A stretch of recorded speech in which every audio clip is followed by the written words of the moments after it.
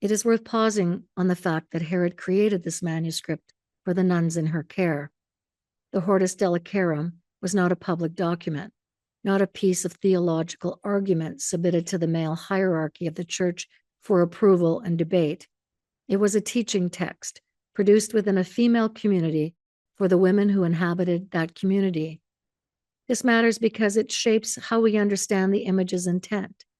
Herod was not making a public argument that she would have needed to defend before a council of bishops. She was sharing with the woman she was responsible for an understanding of Mary's role that she believed was true and that she clearly felt they needed to hold.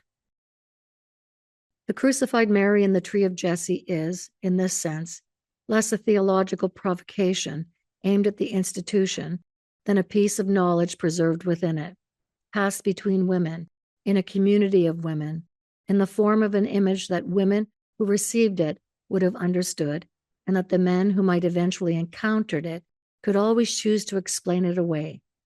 It is the kind of transmission that becomes necessary when the official channels of knowledge are closed to you, indirect, embedded in a medium that cannot be directly censored without being destroyed, legible to those with eyes to see it, and deniable to those who preferred not to. Herod was not alone in this. She was working within a tradition of female visionaries and abbesses who understood Mary in ways that the official church had not formally sanctioned, and who found ways to preserve that understanding inside the institutional structures that, in theory, constrained them.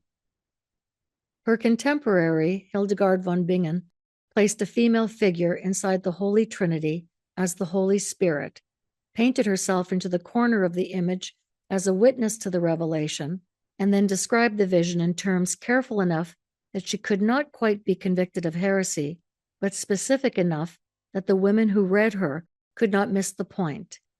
Elisabetha Schnau, a protege of Herod, saw Mary dressed in priestly robes and wearing the crown of a queen, ready to celebrate Mass at an altar from which the institutional church had barred every woman alive. 3 nuns, 3 visions, converging on a single truth that none of them could state openly without risking their lives. Mary was not merely the mother of Christ. She was something the church had spent centuries refusing to name. Padre nuestro que estás en el cielo, santificado sea tu nombre.